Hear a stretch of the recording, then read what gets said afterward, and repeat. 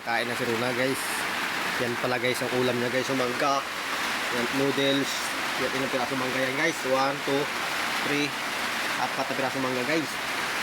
Yan ang ulam niya guys. Yan noodles yan. No? Dalawang plato pa yan guys. Ang kakainin niya ang ulam. Kanin. Ha? Hindi pa kontento guys. Dalawang plato ang ulam. Kanin. Dalawang plato. Tapos mangga 5 piraso. Tapos mayroon pa yung noodles oh. Hindi ka magkain ay? Hindi. Parang lang iyo yan. Kaya busog ka. Ito pala guys ay native lang na mangga ito. Native. Ito yung manggang kwanto guys. Manggang Kinabayo. Kinabayo. Kinabayo.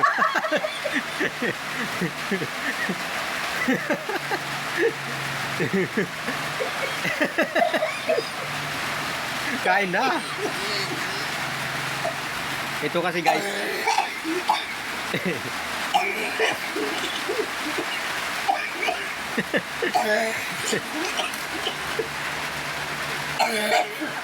Tubo na.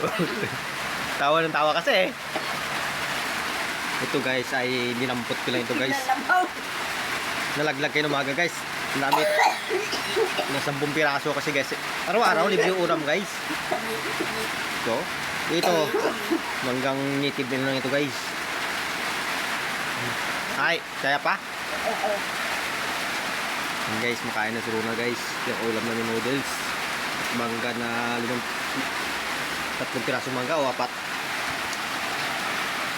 Ito lang ulam namin guys. Ulam na mahirap guys. Wow.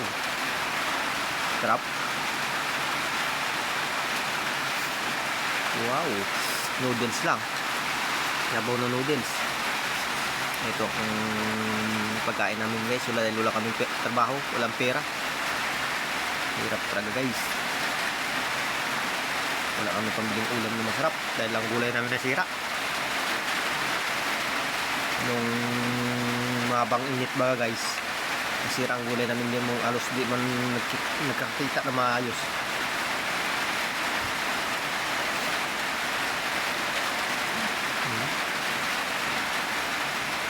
LE, ayos ka lang? Uy, ayos ka lang? Sarap. Sabaw doon. Mamaya, sige na. Subo lang yan, sabaw po. Sabaw. Dami sabaw.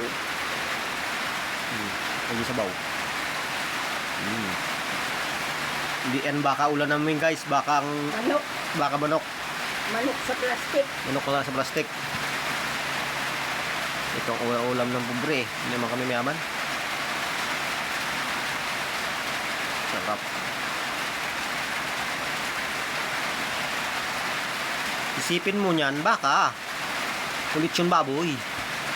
Wow, sarap. Malit ka na may sabaw ay. Ayun.